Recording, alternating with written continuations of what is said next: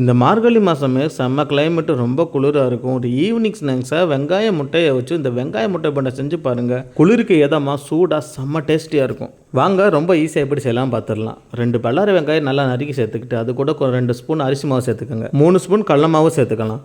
1.5 spoon Kashmir மிளகாய் பொடி சேர்த்துக்கலாம். தேவையான அளவுக்கு உப்பு சேர்த்துக்கலாம். 1 ஸ்பூன் கரம் மசாலா பொடி சேர்த்துக்கிட்டு கொஞ்சம் பெருங்காய பொடி சேர்த்து கொஞ்சம் தண்ணி சேர்த்து நல்லா பிணைஞ்சிருங்க. இந்த பதத்துக்கு வந்ததுமே 2 முட்டையை நல்லா வேக வச்சு பாதியாக கட் பண்ணி கொஞ்சம் மிளகு பொடி சேர்த்துக்கோங்க. உள்ளங்கையில் கொஞ்சம் வெங்காயம் எடுத்து நல்லா அமுத்திட்டு அந்த அரை முட்டையை உள்ளே வச்சு இன்னும் கொஞ்சம் வெங்காயம் வச்சு இந்த முட்டையை ஃபுல்லாக நல்லா கவர் பண்ணிடுங்க. வெங்காயம் உதிராத மாதிரி நல்லா கவர் பண்ணிவிட்டு இந்த அளவுக்கு நல்லா கவர் ஆயிடணும். கடாயில் எண்ணெய் ஊற்றி சூடானதும் 2 போட்டு போகிறீங்க.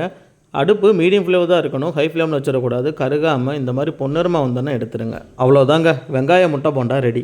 ஈவினிங் ஸ்நாக்ஸாக குளிருக்கு இதமாக டீ வச்சுக்கிட்டு இதை ட்ரை பண்ணுங்கள். டேஸ்ட்டு சும்மா அட்டகாசமாக இருக்கும். இதை தொட்டுக்க கெட்டி சட்னியோ இல்லை டொமேட்டோ சாஸோ வச்சுக்கோங்க, இன்னும் டேஸ்ட் வேறு லெவலில் இருக்கும். இந்த வீடியோவை உங்கள் ஃப்ரெண்ட்ஸ் அண்ட் ஃபேமிலிக்கு ஷேர் பண்ணிடுங்க. நம்ம சேனலை சப்ஸ்கிரைப் பண்ணிவிட்டு இந்த வீடியோக்கு அப்படியே ஒரு லைக்கை தட்டி விட்டுருங்க.